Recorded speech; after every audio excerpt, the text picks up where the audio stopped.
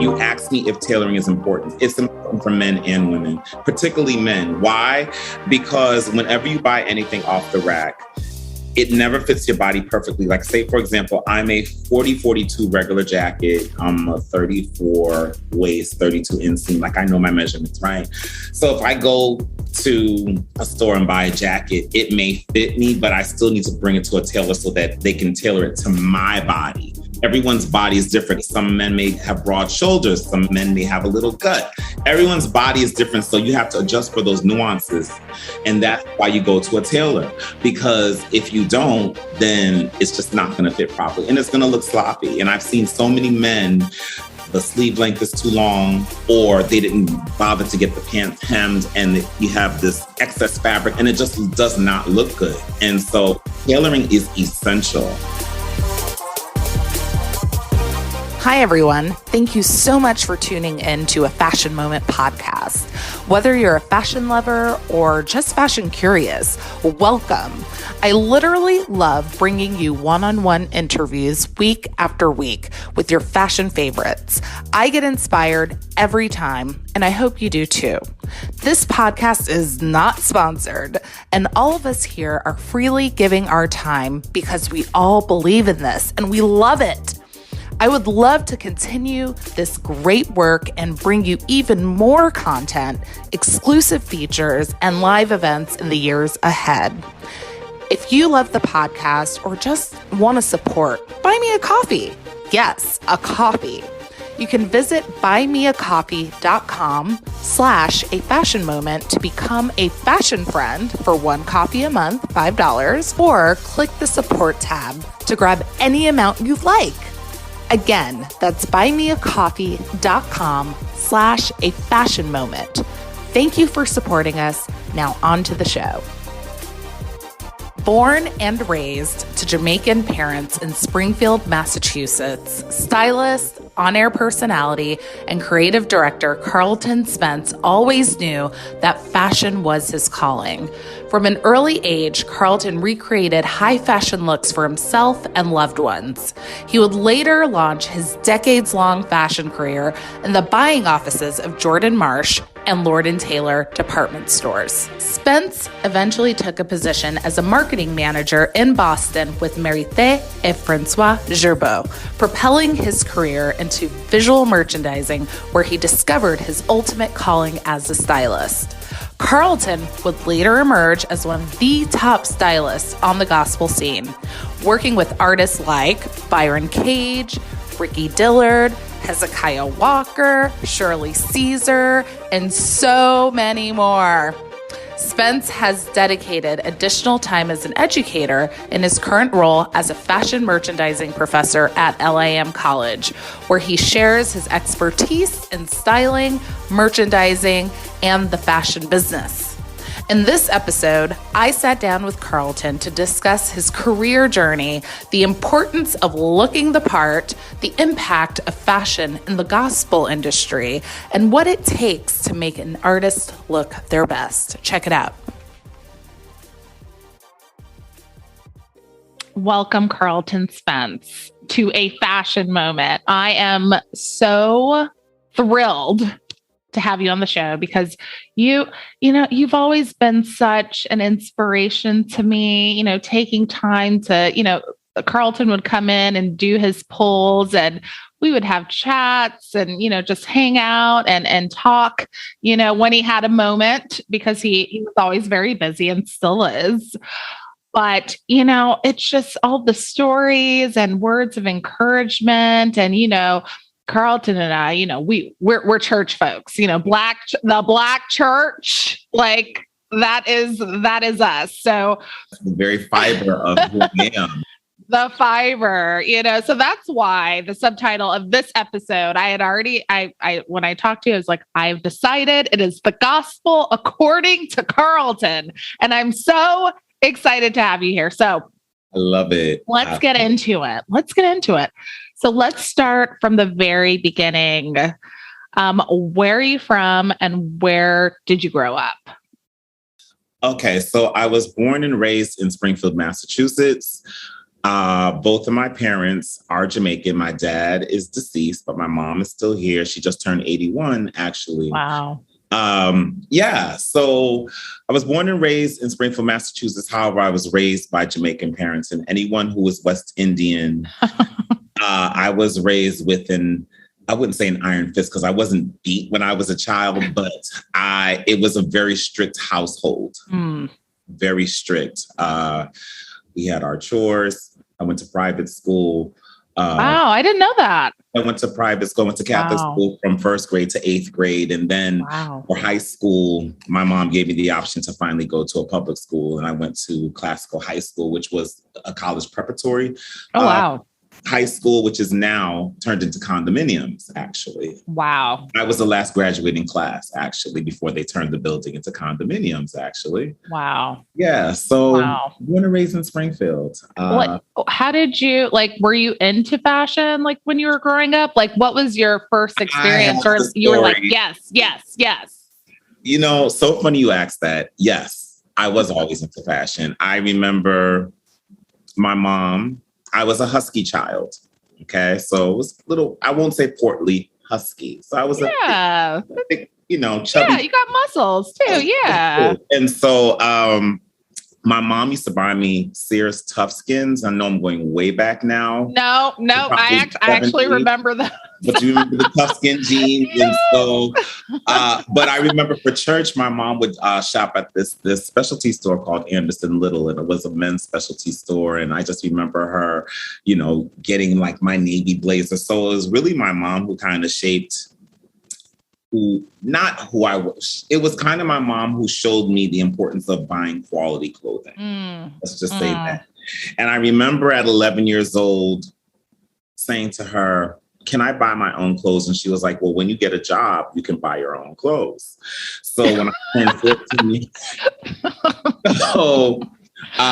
at 14 years old, I got a job as a registrar at the Girls and Boys Club that I used to, it was an after school program. And I got a job, logging in the memberships or whatever at 14 years old. And I started buying my own clothes. I remember there was a store called Chess King. That's where I would get my casual clothes from. It was very popular in the 80s. And I have been buying my clothes ever since I was 14 years old. His closet is like a museum, you guys. And it's impeccably taken care of. Carlton does not play those games. But, you mentioned shopping for clothes, when you were younger for church. Yes. We have to pause on this for a second. Was Easter Sunday for you growing up as big of a deal as it still is in the Black church? Absolutely. Easter Sunday in the Baptist church was everything. You look forward to Easter Sunday just like the first day of school because you knew you were going to have a brand new outfit. Yeah. So including shoes. So Easter Sunday was and don't be in the choir. Were you in the choir, Carlton? I think I was in the children's the kids choir. I was in the children's choir, the kids choir. Let me tell you, Carlton. I don't know if this happened at your church, but first, obviously, loved Easter Sunday. It was just the best day of the year, and getting the hair done. You can get it done like an adult. Get your little curls to the side or whatnot. But the thing about being in the choir that was insane was everyone choosing the colors. What are the color combinations that we are going to wear for the Easter concert? Yes. And the combinations, 1 year it was everyone votes and it was peach and cream. And it's how am I going to find peach and cream when it's not on trend right now? So, we're in Payless looking. It's we can dye the shoes. We can do this. Did you have that experience at all? No, it wasn't that intense at the church I went to. We just wore what our parents bought us. Yeah. We weren't doing the whole color coordinated thing. When the young adult choir and the adult choir, they just wore robes. It was a church that wore robes. It wasn't, church was a fashion show. It was about the women wearing the big hats. Yes. But there's a difference between the Baptist church and an apostolic Pentecostal church that I now attend. That's what I grew up in.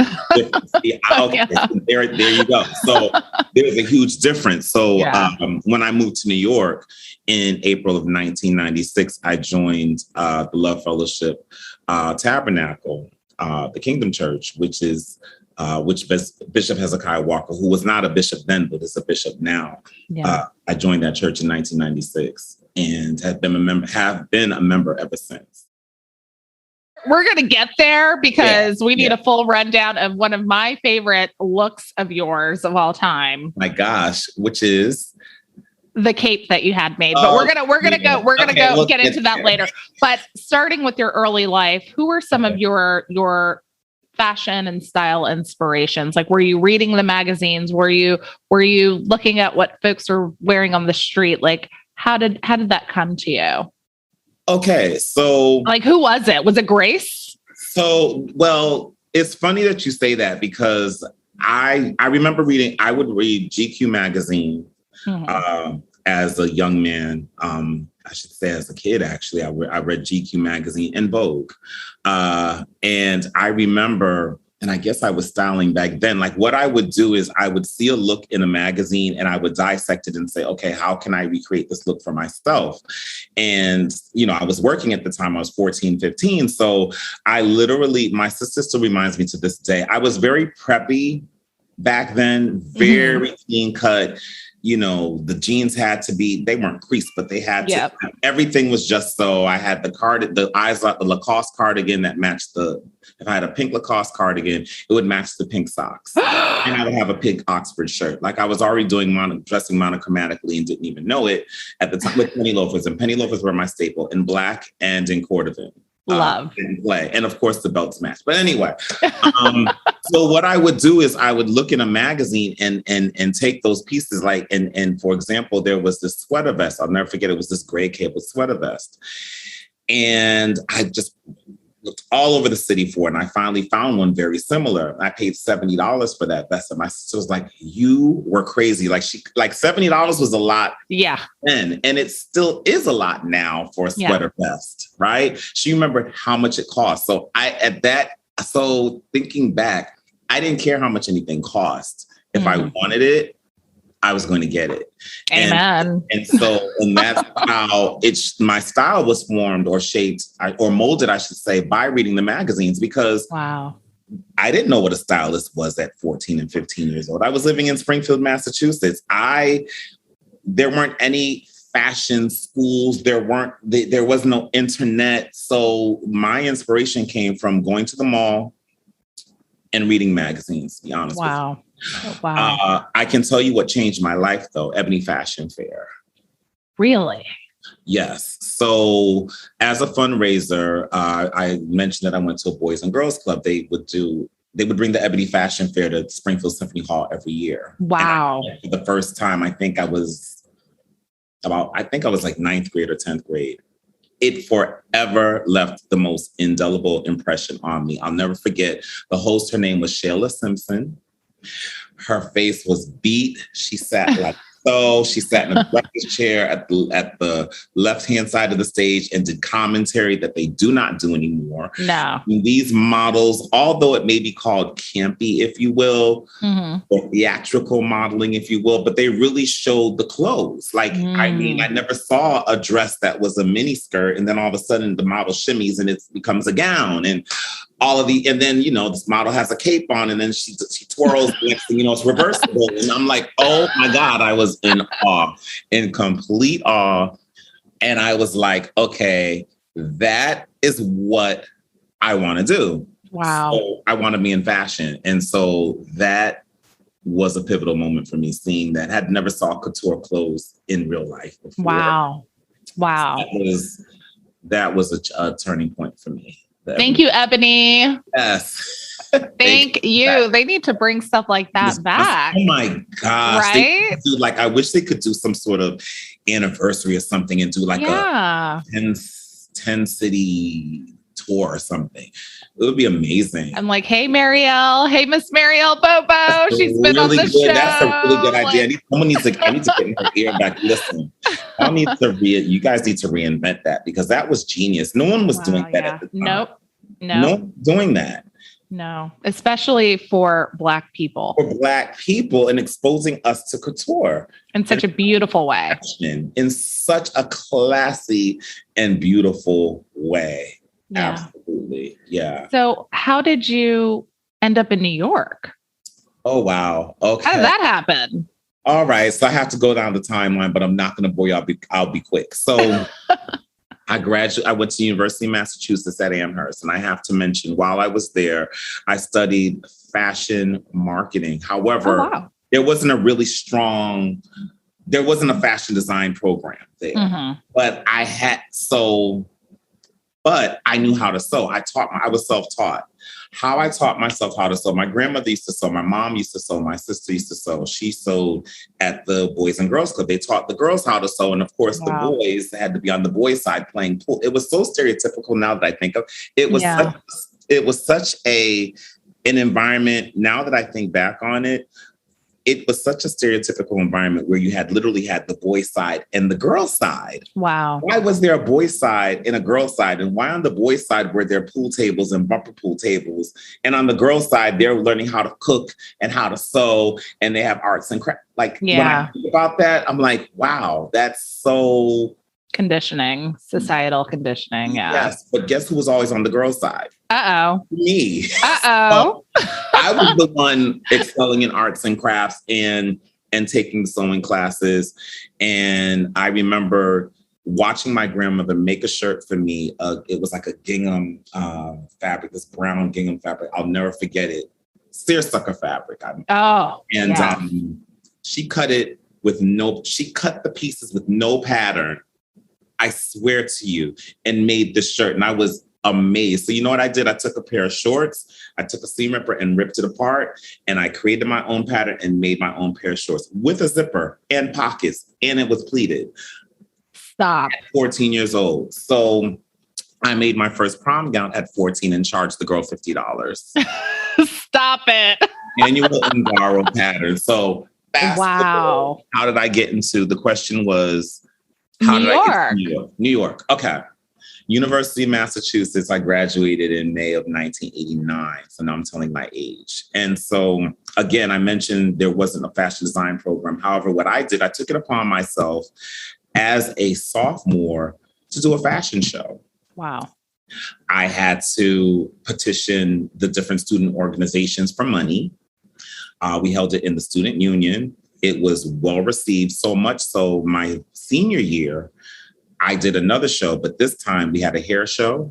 We went to the Hampshire. We got this Black hairstylist involved. We had a mini hair show. Our only outlet was Hampshire Mall. And if you're familiar with Amherst, Massachusetts, you already know what we're dealing with. I still have the VHS tapes. So I say that to say that I got a 3-credit independent study. I got 3 independent study credits for doing the show the senior year because that's how large it became. Wow. That I left at the University of Massachusetts were those shows. Wow. And I made the wedding gowns. And my friend Yvette Russell, she was my muse, and to this day we're still friends, and she lives in Harlem as well. So how did I get to New York? I majored in fashion marketing, went to Jordan Marsh, did an internship there, became a retail buyer. A buyer where? What is this? Okay. So this is... I know it's a lot. Before, yeah, some of our times. Like, can you describe what it is? So there was a department store called Jordan Marsh, a chain of stores located in the Northeast in Boston. Okay. And like the surrounding towns in Boston. Jordan Marsh is no longer. Filene's is no longer either. Yeah, they were across the street from each other. Wow. And so I did an internship in downtown Crossing. I did an internship my senior year. When I was placed, they gave you a choice of 3 choice, your first, second, and third choice. Mm-hmm. I didn't get my first choice, which was Boston. I think I got my second or third choice, which was Waterford, Connecticut. I thought My work was coming to an end. So no shade to Connecticut. No shade. No shade to Connecticut. So I was a sales manager there for a year. Then I got moved to Trumbull, Connecticut, and I was on the sell because you had to be on the selling floor before you went to the buying office. And I was like, you know what? This selling floor nonsense, I hate it. They make you do the same. Well, they used to make you do the same thing for Bloomingdale's as well. You had to do both the floor and buying before you could even go into buying. Go to the buying office. You have to be on the floor. Yeah, exactly. Hated it. Shouldn't say hated it. I mean, I was supervising women who were literally old enough to be my mom, and it was so funny because I gained their respect just by being respectful and respecting them because they were old enough to be my mom, and they're probably like, "Well, who is this kid? He just graduated from college, and he's telling us right." Our schedule, seriously, it was a little intimidating, but they became my moms and I loved them. So after leaving, so that was like 1990. Okay, fast forward or rewind. After living in New Haven, Connecticut, mind you, I was working in the Trumbull Shopping Park and living in New Haven, Connecticut. And there was a town called Fairhaven. And I was like, this town is not big enough for me. I can't. So I moved to Little Ferry, New Jersey, and got accepted into the assistant buyer executive training program at Lord & Taylor. Yes. What? Yeah. I never knew. Yes. You never said anything. Yes. So I got placed in a 5-department buying office. It was 2 assistant buyers. I was the second assistant, but I had the buyer from hell. The buyer from hell. In there. It was the worst. It was devil time. It was the Devil Wears Prada times 10. It was to the point where I felt like I didn't even have a voice. I felt like she had me so intimidated and so scared that I was afraid to ask questions. So all the while, she's now telling human resources that I'm incompetent, that I'm not doing my job. And meanwhile, she wasn't teaching me. I was just analyzing the best and slow sellers. That's all I did. I cannot confirm nor deny that I relate. I would never say her name. I will never say her name. But thank God that happened. You know why? Yeah. Because this person's name, I will say, there was a buyer. Her name was Diane Kopke. And thank God for her. She goes, Carlton, all the buyers see what you're going through. I got put on probation. I literally got fired after 6 months. Wow. And I was devastated because it was my career aspiration to become a buyer. And livelihood, yeah. My livelihood. And I was crushed. I was like, well, what am I going to do? Were there other Black buyers or were you? There were 2. There was myself and another African-American male who were in the system buying the training program. I don't remember any African-American women in the program. Maybe there were, but I know there were only 2 of us. Wow. He ended up staying. And he's super smart. But anyway. Yeah. So Diane said to me, hey, my boyfriend works for a company called Jabot Jeans. They're hiring retail marketers. And so I'm going to put you in touch with him. So got an interview. Wow. However, the caveat of it all, I had to move to Boston. Wow. So I was like, oh God, I don't want to move to Boston. I was like, I just moved to New York. Yeah. Even a year. And so I was young. I was like, you know what? Why not? Jabot, Marité and Francois Jabot Jeans was the hot. Yes. That's why I'm like, what are you talking about? Right. So, but it became one of the most, not only was the job fun, but I was able to be creative. I was able to create my own events. So I took that experience from doing fashion shows in college to actually doing fashion shows, grassroots shows at like BU with the students, doing an after party, like all kinds of really fun grassroots events. So, and then I traveled to New York at the time every 6 weeks, stayed at the Paramount Hotel, had a Spence account, had a look at God. Right. So I was balling. I mean, I remember, I wish I would have still saved my business card because I proudly handed out my business cards, which opened many doors, mind you. Wow. Okay. So I was a retail marketer for them for about 2 years, 2.5 years, until they laid all of us off when the sales became soft. Yeah. So here I am. in Boston, no job. So I had to get another job. I got a job as a sales service associate for Ked sneakers. And I literally would go into the back room and count the sneakers counter, this big like suit. And I was just mortified. I was like, I can't do this. So simultaneously got a part-time job with Banana Republic. After literally maybe a month or two, they were like, you're very meticulous. And would you like to go into visual merchandising? I had never dressed a mannequin. But guess where the position was? This is why I knew it was God. Guess where the position was that they offered me? Where? Long Island. Stop it. Can we just pause for a second? Because I think people really need to hear this. Here you are, like you're assistant buying, but then you're also working for one of the hottest brands of the time. Mm-hmm. And then you find yourself on the retail floor. Right. That major shift can be hard. Absolutely. But you know what, guys? It happens and it's okay.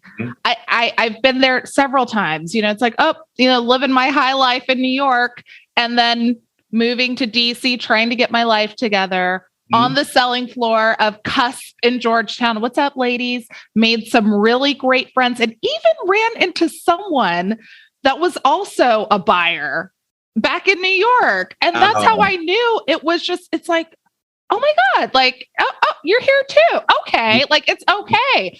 And even like the president of Lord & Taylor, or she was the president, or she became the president. I was just helping a woman with some shoes and she had a New York accent. And I was like, I love New York. Oh my God. And she's like, oh, where'd you work? Blah, blah, blah. And I was like, oh, I was in the fashion office at Lord & Taylor. I'm like on the floor with the shoes, right? And she's like, oh my God, you must know my best friend, Liz Rod Bell. And she called her, text her, right? Like, oh my, and then she was like, hey, like Kirsten. Yeah, she worked at, she's like, oh yeah. She said, she's coming tomorrow. And I was like, what? No, she's not. No, she's not. Cause she was in town with her daughter who's looking at colleges. And I tell you, the next day I heard a Kirsten and I was like, she has a very distinct voice. And she just bought all of this stuff and, you get commission and she's just like, you were so great and just like very reaffirming things. But it's like when you're on the floor and you're starting from the bottom again, you can question yourself. You can question, where am I in life? Why am I here? I used to be like, God, why? Oh, why? Absolutely. What was that like for you? Like, how did you make the emotional and spiritual transition to be okay? Well, that space? I had an aha moment. When I was living in Boston, at the time I was working, I was 6 months in at working for Ked Sneakers as the position was a sales service associate. The highlight of that job, I went to Scottsdale, Arizona for a sales meeting. And I traveled a little bit. That was the highlight. Okay, fast forward. I'm on Newberry Street. And I swear to you, I said to God, I said, if Newberry Street is the Fifth Avenue of Boston, this one street, if this is it, if this is the high end, this is the creme de la creme, I gotta go because I'm bigger than this. My destiny is bigger than Boston. So that is when, so that is when I was still working part-time with Banana Republic. And that's when I got offered the job. 6 months later, I was gone and I relocated back to New York. So you see how things work out? If I didn't work at Banana Republic, I don't know if I would still be in Boston. My career path would not have been what it is now. You understand? Wow. So fast forward, working for Banana Republic for about 2 years. I mean, anyone who's done visual merchandising, it's a very physical job. You're climbing ladders, you're painting walls, you're schlepping mannequins, you're steaming clothes. It's a lot of work. But guess what? It's preparing you to be a stylist. You're styling mannequins. And so I took that experience, got recruited by Brooks Brothers, worked for Brooks Brothers for 6 additional years. Wow. Doing visual merchandising, doing the job of 3 people. That is when I got disgruntled.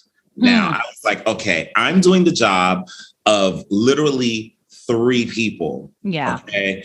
And my counterpart who was working at Fifth Avenue was getting paid triple that I was getting paid. Wow. And when I heard that, I approached my boss. They gave me a $12,000 raise, big whoop.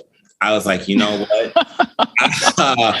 After 6 years, yeah. Yeah, big whoop, right? And so how I got into styling, I'll tell you my break.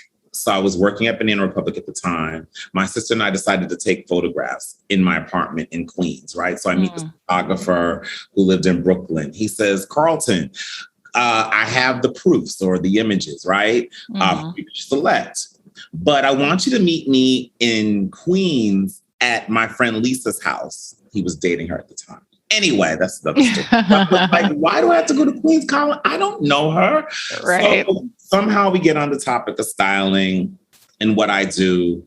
And I told her I was in visual merchandising, but I'm dying to be a stylist. I said, I have great personal style and I know I'd be great at it. She goes, well, we don't hire assistant stylists, but I'll tell you what I'm going to do. There's a bridal show in Willowbrook, New Jersey. I'm going to have you shadow the stylist. I never do this, but just so you can see, behind the scenes, what happens. Wow. I get a call 2 days before the show. She goes, Carlton, the stylist has an emergency. So can you style the show on your own? What? And I was like, sure I can. I know how to pull clothes and all of that, but I never did an in-store 36 look. Oh my God. Fashion show with full-on bridal gowns and headpieces. And I never did all of that by myself. No assistant. It took me like 15 hours to pull that Of course. Okay. And I was like, but you know what? And I'll never forget. Her name is Kathy Young. We're friends to this day. She was doing the commentary and she was very melodic how she spoke. And she says, Carlton, where's your run of show? I'm like, I'm sorry. Right. What is a run of show? I never heard of a run of show, that terminology before. Yeah. So she goes, oh, that's okay. So what I did was there were 3 scenes and there were like probably 8 or 9 models. I did 1 through 9, scene 1 through 9, scene 2, 1. No, that's not how you do a run of show. A run of show is 1 through to the last look. That's what a run of show is. Did anyone tell me that? No. And what does that look like? Like, is it numbered? Like, do you have the models? Like what? So what it is? Okay, so the look you actually have. So okay. I'm doing this for the audience, for the folks who may not know. All good. So when you're doing a runway show, you have you each model. If there's 3 scenes, then model number 1, you would have look 1. And then she'd probably be look 9 and then look number, if there's like, say 9 models. So she'd be look 1, look 10 and look 21 if I'm speaking correctly, right? So that allows the models enough time to change, right? Mm-hmm. So the reason why you do it that way is so that you don't number each scene 1 through 9, 1 through 9, 1 through 9. It's a running order, okay, for that reason, so that the models know where they are and they have time to change. Do you have descriptions of the clothes? Like, how do you know what each person is wearing? Oh, like, what is that? Was Kathy's job. So Kathy would go through, just make little notes on the looks, and then she did the commentary. Gone are the days where they do fashion show with commentary, but that's that's what I was used to. And so, after I did that show, got really good feedback. Mind you, I was still working at Brooks Brothers at the time. So I took, the day off or days off to do it. Maybe 2 days, I think I took off or something, sick days or whatever. And when I did that show, that is when I knew I wanted to be a stylist. I was like, this is what I want to do. I don't care. About a month later, I quit my job. Like, did you have anything lined up? Like, no, I drove to Westchester that day. The sales manager pissed me off. I remember I was doing my hours in the office. I was recording my hours for the week. He goes, Carlton, you're supposed to do that at home. And I'm like, I'm sorry. I don't report to you. I report to the district visual manager, and that's not who you, and you're not her. So anyway, he walked out of the office and God spoke to me. I promise you. How did you know? How do I know it was God? Oh, yes. I knew it was the voice of God because maybe a week prior or a month prior, Bishop-elect Neil Harris had preached a sermon saying, do not equate yourself to a paycheck. You're bigger than a paycheck. Wow. And are you minimizing God to a paycheck? And I said, and God spoke to me, goes, so how much more are you going to take? And I spoke to him and I'm like, I am over it. I really can't take anymore. I'm frustrated. I was almost in tears. I was just ready to go. He goes, so leave. And I said, today? He goes, yes. Today. Said, if I leave today, I don't have another job. I won't be able to collect unemployment. You're going to have to carry me. You're going to have to provide for me because if I quit my job, you're going to have to, then that means that you are going to take care of me. I quit my job. I said, you know what? I called, his name was Richard. I said, Richard, I called him back in office. I said, I think today's my last day. I said, actually, today's my last day. I quit. Wow. And I was like, I'm going to walk outside. I need like a breath of fresh air or something. And I walked the mall and I came back and that was it. On my way home, I called one of my best friends. I was like, guess what? I finally quit. And then when I got home, I called, her name was Lisa Walker. I called her and I said, Lisa, this was the director of Herald Square events. And I said, at the time, I said, well, I just quit my job. I really want to be a stylist. If you have availability, I'm available. So she calls me the next day. She says, Carlton, I have you on speaker with like my colleagues, and we have 4 shows lined up for you. Stop it right now. Yep, I promise you. That is how my career began as a stylist. I mean, it took so much faith to do that. You know, what was your spiritual life like leading up to that, to where you were open to hearing the voice and then acting on faith? I had never up to that point heard. And this is for everyone, you know, faith is for everyone, faith is for everyone. You have to believe in yourself. I knew, number one, that I could dress my ASS off. I got best dressed in high school. I was always very confident. My clothes were always my calling card. I was always I carried myself in such a way that clothes were my armor, if you will. Yeah. Right. But to get back to the faith part, I knew in that moment when I quit my job, my heart was beating. I was like, oh my God, I never did anything like that. You know, Black people don't quit jobs like that. We don't do that. College we don't do that. To pay. And I also knew I was going to get unemployment, but I also knew that I was going to do whatever I had to do to become a stylist because I knew that that's what I wanted to do. And I knew that I would not be happy until I did it. Wow. And so, once I started working with Macy's doing in-store events, I mean, I was making good money. I mean, I was doing 6-7 in-store events a month in the branch stores and in Herald Square. And then I picked up other accounts. I picked up Bloomingdale's. I started working with Nordstrom's fashion office. I worked with the Americana Manhasset's fashion office. Wow. So I was really... The bulk of my experience came from styling in-store fashion events for those retailers. Wow. And branch stores and traveling with them. I met a woman named Pamela Watson, who Lisa introduced me to. At the time, she was styling, I don't even know I want to say his name, R. Kelly at the time. Oh, it's all right, Pamela. It's all right, girl. And we did 3 videos. We did Thoya Thawing. We did Step in the Name of Love. And that was where I got experience working with showrooms. Interesting. Wow. Because at the time, remember, all of my experience was still just styling in-store events for Macy's. Yeah. I didn't have any experience interacting with showrooms or writing a letter of responsibility. I didn't know what that was. I didn't know what it was like being on set. on a video shoot. So I learned so much traveling. We did the BET Awards. We did all these award shows. That experience was the best training ground I could have ever received. Wow. I stayed with her I worked with her for about 16 months. We have to pause really quick because, pulling from showrooms, that is sort of like a completely different way of styling.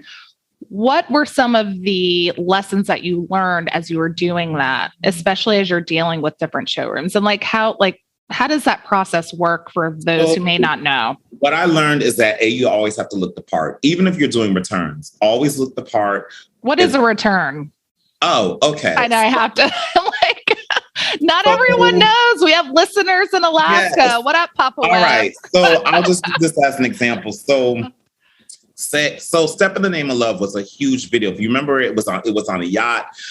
There were like a lot of dancers. There were 60, 70 dancers. And then you had the main, so not only did she always styled R. Kelly. Yeah. We styled the extras or the dancers and stuff. So I remember it was like 3 assistants. She had like 3 or 4 assistants. And at the time, we called them body bags. There were these huge trunks with wheels that were literally like almost 6 feet. They were probably like 5 feet tall. And when you came back because I remember that was shot in Chicago. When we came back, all those clothes had to be returned. Sometimes if we returned to New York, say at 1 p.m., we literally would start doing returns that day. Wow. And so it was hard work. But what is a return? A return is when you borrow garments from a showroom, right? Sample garments, and you borrow them for a certain period of time. Normally, they give you maybe 3 to 5 days to borrow them, no longer than that. And some people don't adhere to those guidelines, but I'm grateful that you always did.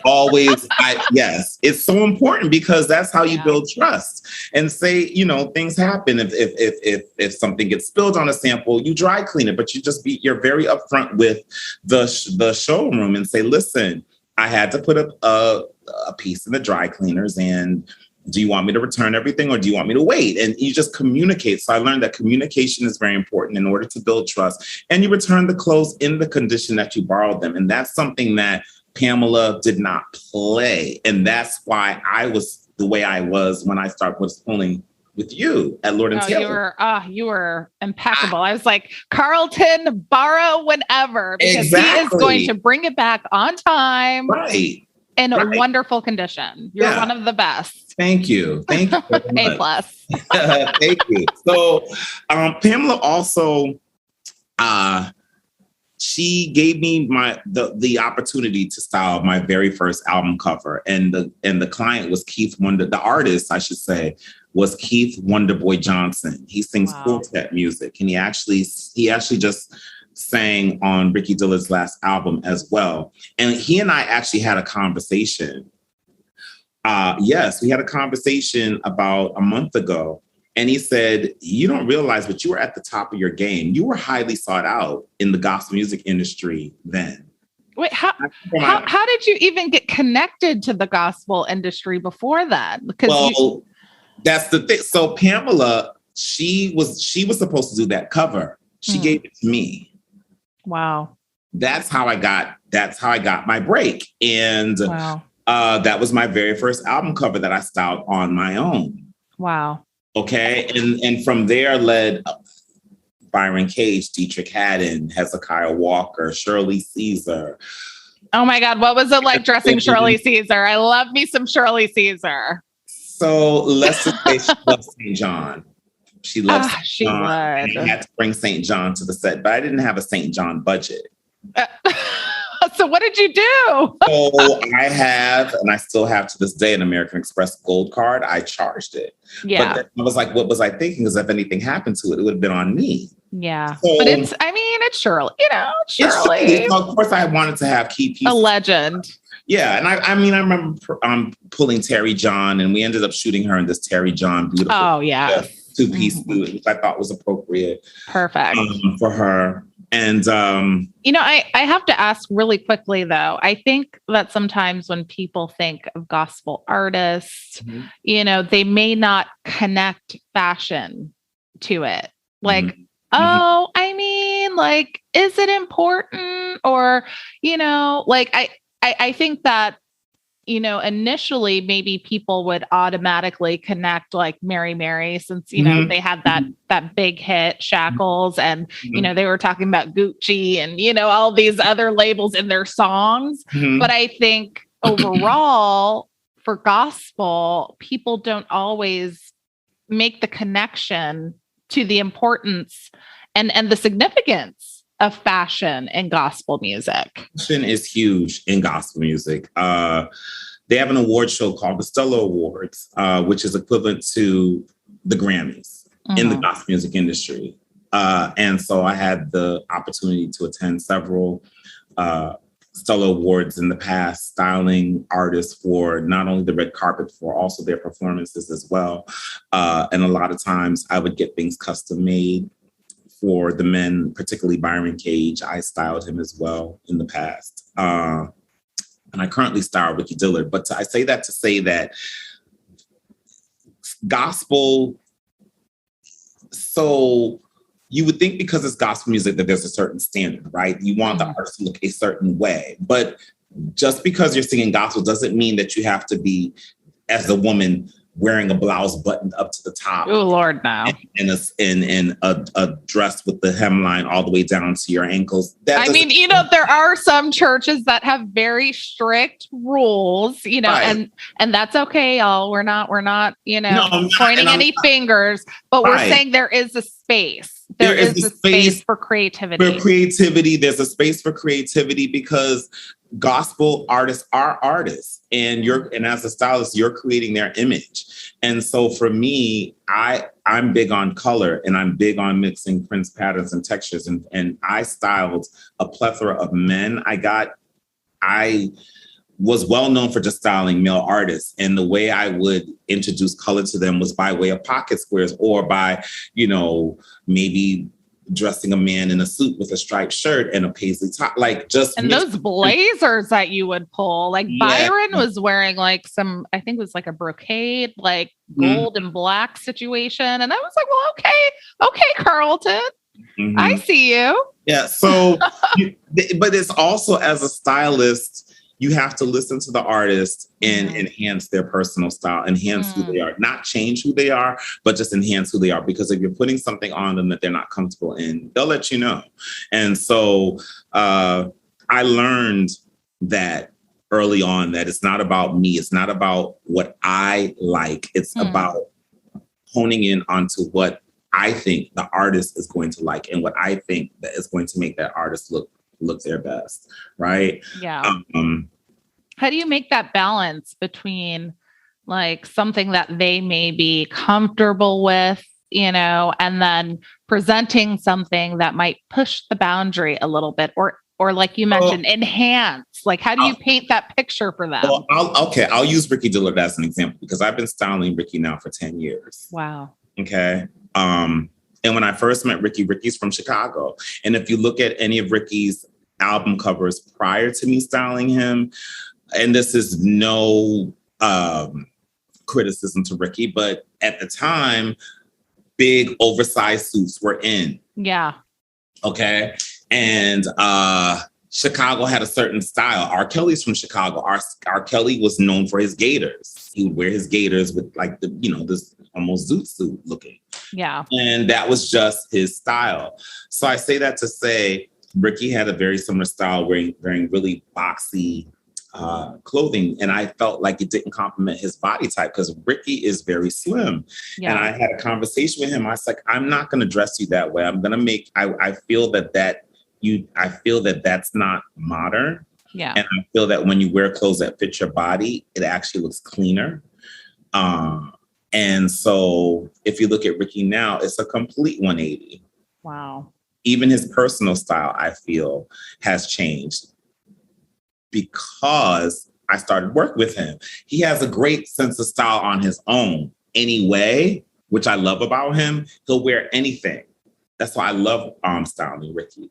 But I should say the way he tapers his clothes to fit his body now. He started doing that after I worked with him, after I started. How important is that? Is that important? And for people like tailoring, like for people who, are just, wearing everyday clothes, like what can you do to ensure that you get the tailoring done? Like, where do you go? You asked me if tailoring is important. It's important for men and women, particularly men. Why? Because whenever you buy anything off the rack, it never fits your body perfectly. Like, say, for example, I'm a 42 regular jacket. I'm a 34 waist, 32 inseam. Like, I know my measurements, right? So if I go to a store and buy a jacket, it may fit me, but I still need to bring it to a tailor so that they can tailor it to my body. Yes. Everyone's body is different. Some men have broad shoulders. Some men may have a little gut. Like, everyone's body is different. So you have to adjust for those nuances, right? And that's why you go to a tailor, because if you don't, then it's just not going to fit properly and it's going to look sloppy. And I've seen so many men, the sleeve length is too long, or the pant, they didn't bother to get the pants hemmed, and it's like you have this excess fabric at the bottom, and it just does not look good. And so tailoring is essential. It's interesting. One of my friends, who's a designer, he would always say, like, no matter what, like, even if he got something from Target, he would get it tailored. Absolutely.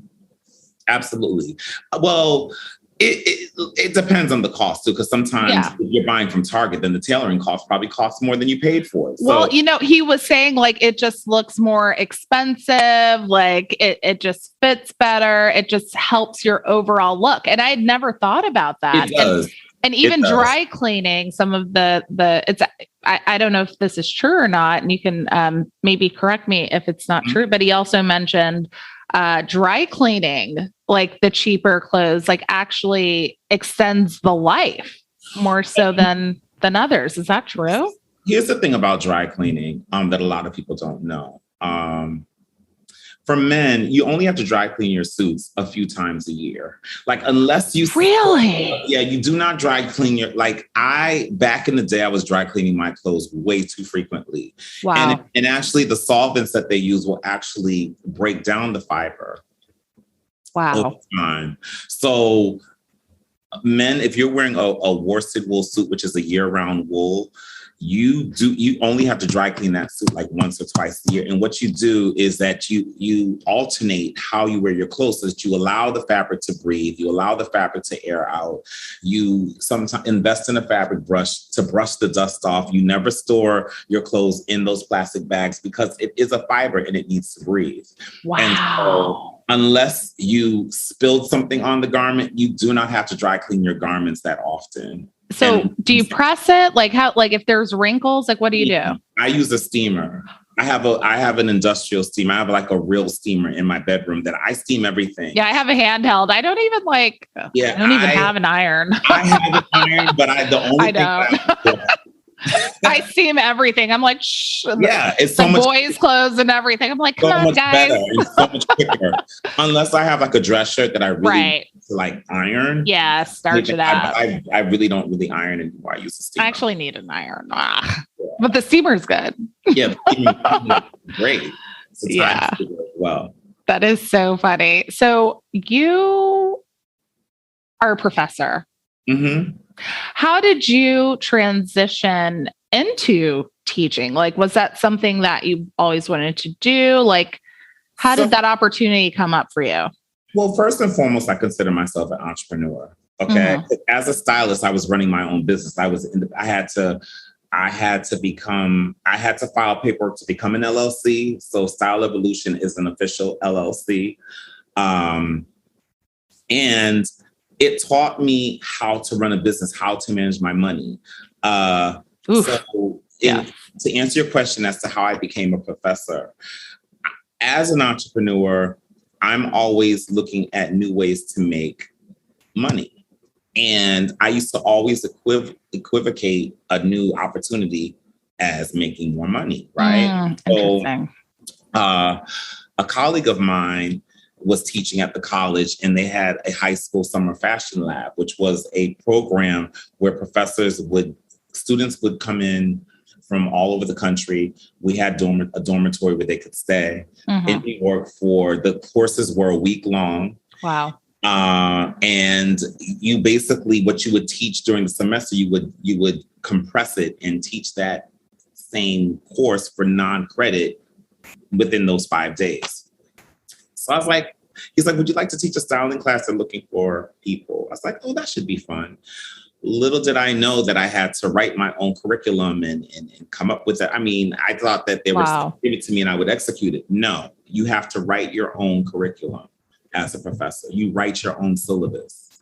Okay. Wow. And so I did that, but the high school kids, they were so inquisitive and so I just fell in love with them and fell in love with teaching. And I said, wow, this is a lot of fun. Maybe I can do this during the semester. So I interviewed and I got a job as an adjunct, and this makes my 9th year. Wow. Congratulations. That's major. Thank you. And I teach styling. I teach all 3 levels of styling. I teach event planning. I teach internship. I teach all these different classes. I'm the faculty advisor for the styling club. I'm one of the faculty advisors for our annual fashion show. And where are you teaching? LIM College, Laboratory Institute of Merchandising. I love it. Private school, private college in New York City. I love it. What is one of the biggest lessons you've learned from your students? One of the biggest lessons that I've learned from my students is to listen to them, to really listen to their questions, because a lot of times I feel professors feel that they're the expert and that, we're there to teach them, which is true. But the students, you can also learn from them as well. It's a two-way, it's a reciprocal process. Wow. And that's what I've learned, to listen to questions, to really listen. I've learned to become a better listener. Wow. As a professor, not just being an instructor or a teacher, but also to listen. That's very important. What advice do you have for, young people who want to break into the fashion industry? Like, what would you have wanted to hear when you were younger at that age? If I had a mentor at a very early age, that would have helped me tremendously. Wow. And that is the advice that I give to any young person wanting to go into fashion, is find a mentor. But see, they have it's so much easier now because of IG, because of social media. The internet, yeah. Because of the internet. So you can go on IG and see a fashion stylist and inbox them and say, hey, do you need an intern? I was sending mail, like letters. Yeah, like, exactly. Hi, I would like an internship one day. Right. What do I do? Right. So finding a mentor is my advice.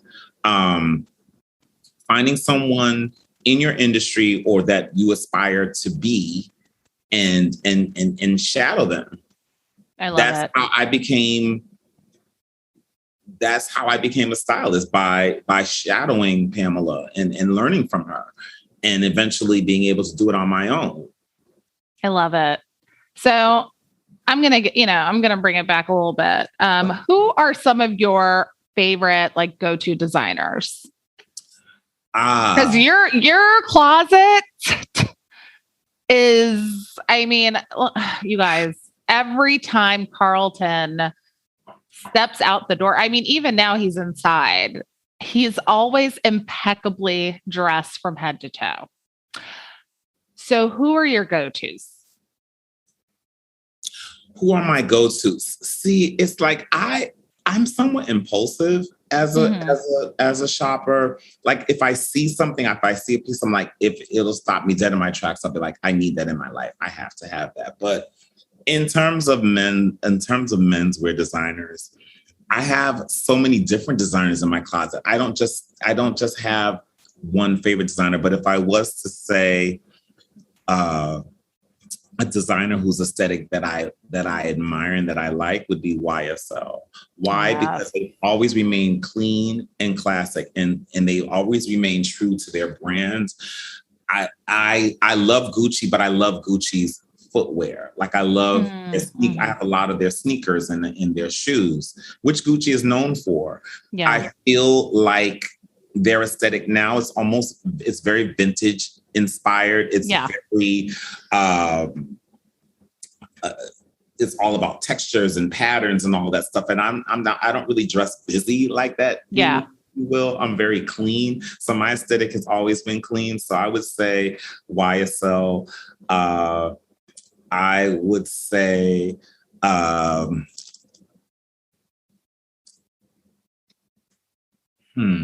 I know there's so many. so many. There's so many. Well, where do you shop? Like, do you shop online? Do you shop at like what stores are you into? For example, like for men's suits, again, it's very hard for a man to find like a suit with like pattern and texture. Yeah. When I say pattern, I'm talking about like tweeds. And so Suit Supply filled that void for me. I think they do an amazing job at a great price point. So I love them. In terms of men's suits, because again, I'm a seasoned shopper. Could I spend $4,000 on a suit? Yes. Do I have to? Absolutely not. I found that if I when Century 21 was here, oh my goodness, I could get amazing pieces at Century 21 and get it altered and tailored, and I would have it for the next 10, 15, 20 years. And there's some pieces in my closet that I've had that long. Thank God I'm the same size. I know. After having kids, I'm like, well, I had to get rid of my whole wardrobe. I was like, here you go. You look great too, though. You look great. Oh, thank you. But I say that to say that I don't just have like just one particular designer, but I love Suit Supply. I love Gucci for their shoes and their footwear. Yeah. I just have so many different labels and designers in my closet. It's become I call my wardrobe curated, because I literally have curated my wardrobe over a period of time. I have. And I really take care of my pieces. Like I was wearing Yohji Yamamoto to church, and I love it. It was like, there's a lot of times I would wear pieces to church or wherever. I mean, why not? Why not? And you know what I've learned during this pandemic? What are you saving your clothes for? There's no such thing. Getting to the cape, getting to that. Yeah, we're getting to the cape. I got that cape custom made there's a designer, 5001 Flavors. They own Harlem Haberdashery, the boutique.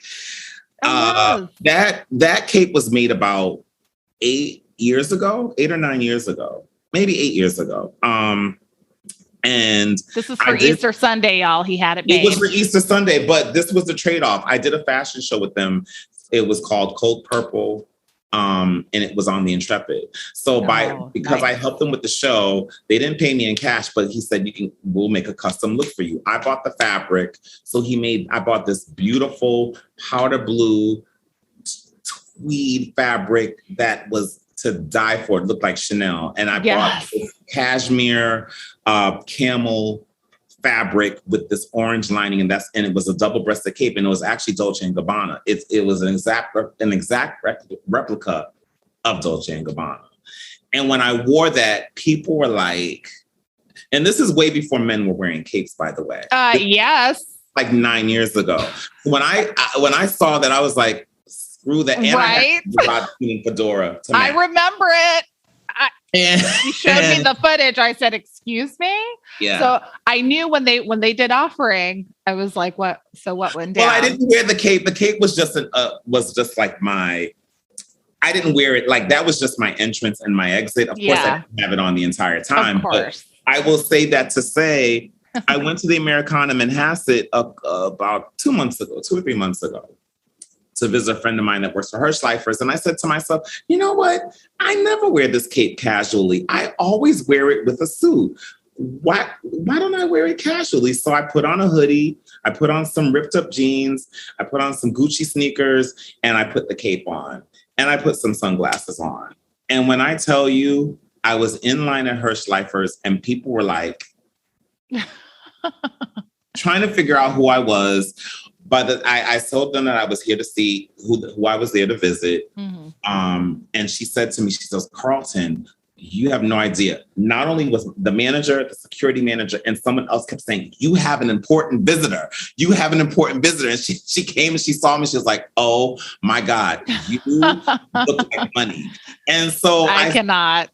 And so I say that to say, if you have the pieces in your wardrobe, wear them. What do you say? Unless it's an evening gown, think of different ways to wear your clothes, because guess what? What are you saving it for?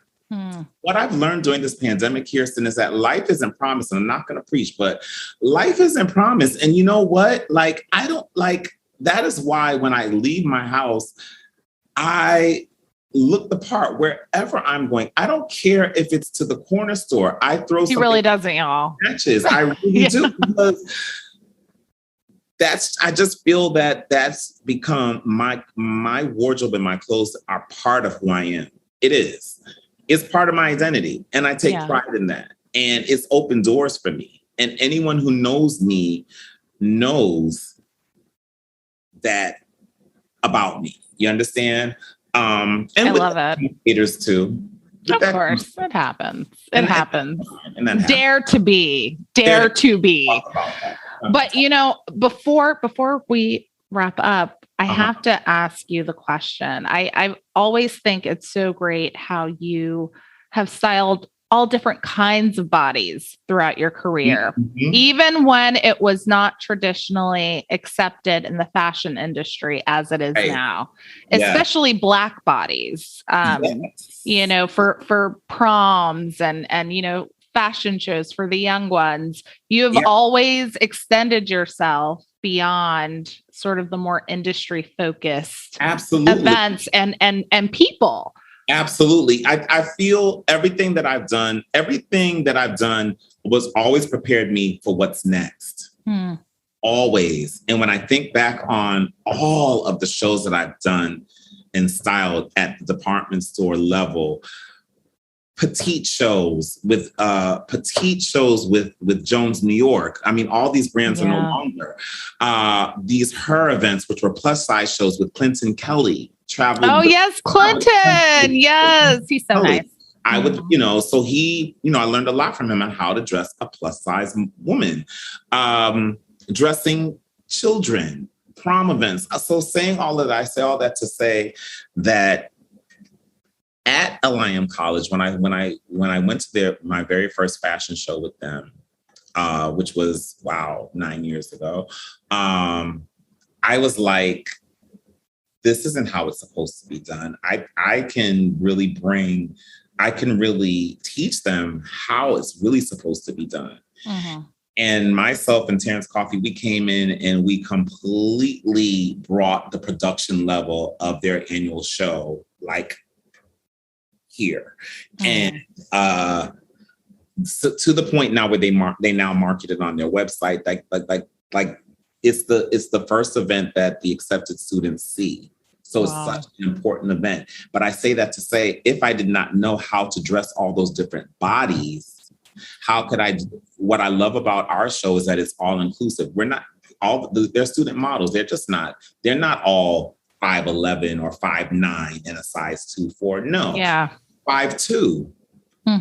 Okay. Some, so you're dressing all different bodies. And if I did not know how to do that, it wouldn't have prepared me to do that, to teach my students how to do that. You understand? So when I think that question is amazing, Kirsten, because it made me realize that all the experience that I had was preparation for what's next. And I'm still not done, because I consider myself a creative director now. Because I've also worked with smaller brands and hired the photographer, the makeup artist, the hairstylist. That is what's next for me. I want to collaborate with brands because I know I bring a certain aesthetic to the table, and I know I can take brands to the next level because of that aesthetic. And that is what I'm going to do next. And you definitely always present the part and do the work. You do great work, and it doesn't matter how big or small the project is, how quote unquote important the person is in the society, you always give your all. That's it. Yeah, because you always give them first class service. We all deserve fashion. We all deserve good fashion and style. Why not? I had great teachers. I had great mentors and great teachers. I can attribute my success in part to them. And I always pay homage to who taught me and who came before me.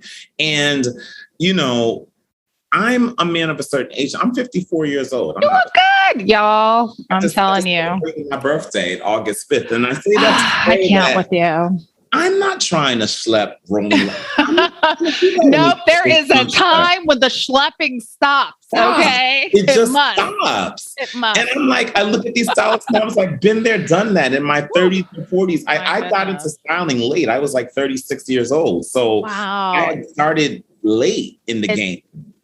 But it's never too late. It's never too late. And it gets greater later, as Bevy would say. Exactly. Yes. And so you're constantly evolving. Like I have my own online jewelry business now that I've been doing since February. As a matter of fact, I have a live at 4:30 that I have prepared for.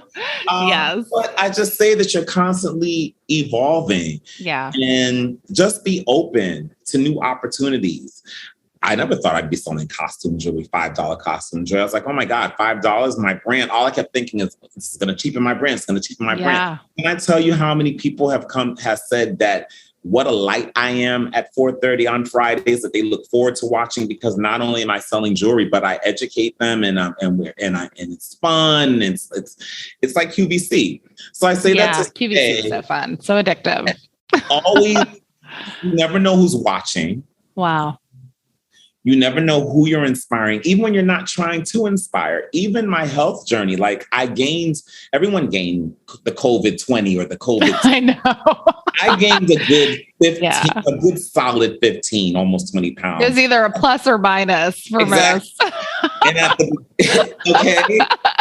Some people, I was like, dang, like, were you doing like 100 push-ups like every day in your apartment? Summer, I said to myself, you gotta lose. I said to myself, I have to lose this weight because, again, it's all about my clothes. I was like, I can't fit into my summer clothes. This is unacceptable. And it's not like it's not like this size is terrible. It's more of a monetary situation at this point. Exactly. I mean, that's at least like a good million or so. Okay. Oh my God. If I would have put a major loss. I should have my stuff insured. Seriously speaking. No, I know. I've seen you. I've seen you come into the office. I love it. Well, I always ask all of the guests on a fashion moment to, think about and share with us one of your favorite fashion moments of all time. It could be personal, professional, or both, or something you witnessed, but something that was just so magical that you were just like, this is fashion. Like, this is it. I'm sure there's so many, but like, I know. Pick one, Carlton. Pick one.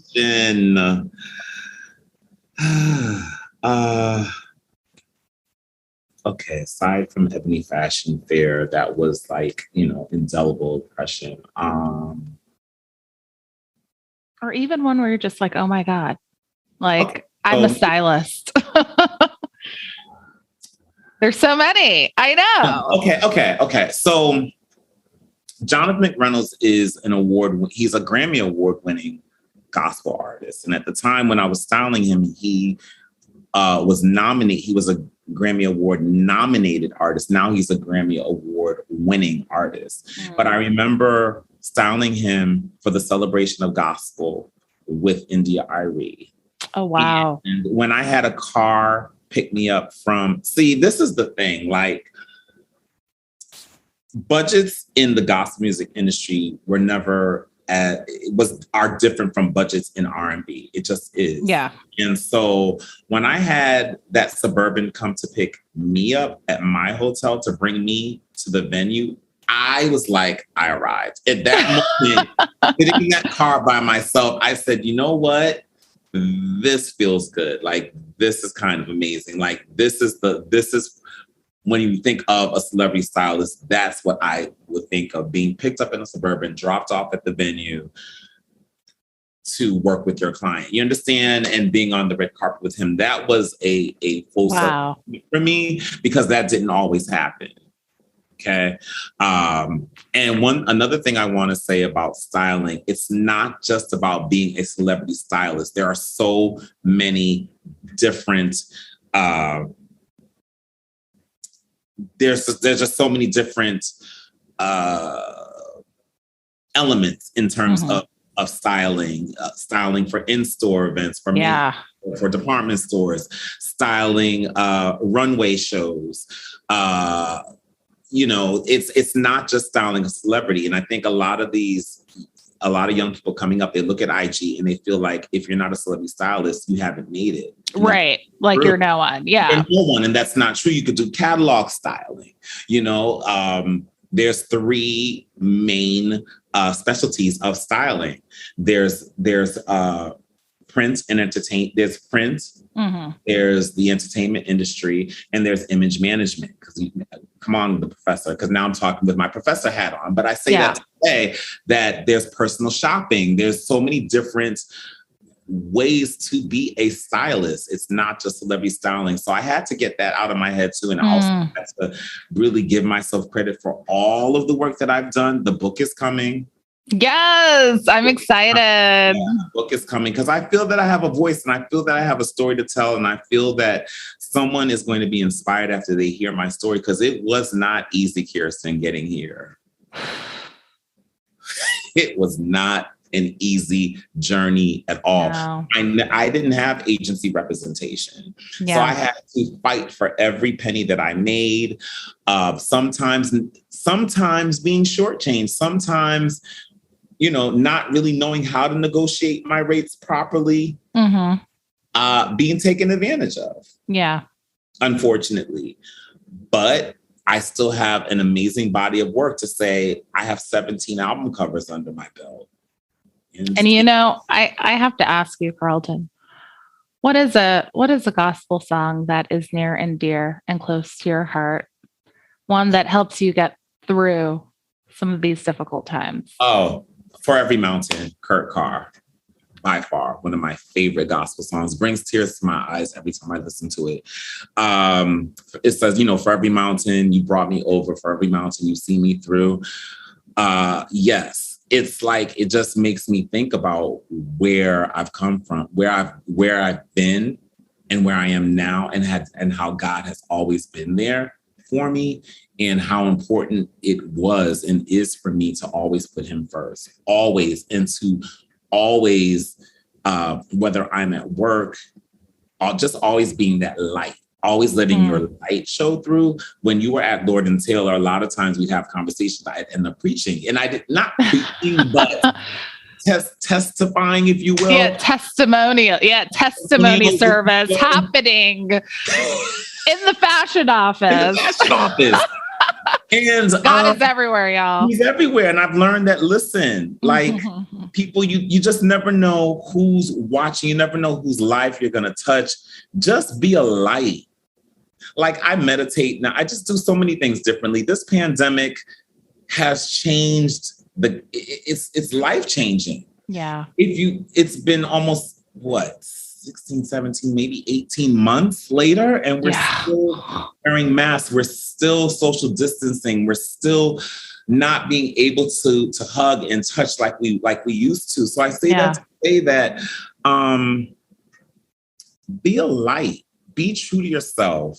And just, I stay as far away from negativity and negative people as I can, Kirsten. I really do. And I just try to be kind. Yeah. I know we live in New York City, but it doesn't hurt to smile. I know you can't speak to people on the street. They think you're crazy. That is true. Just be a light. Been there, done that. Just been there, done that. Just be a light. Yeah. Be a light. And that, folks, is the gospel according to Carlton. Thank you so much for being on the show. This was a pleasure. It's been a long time coming too. So.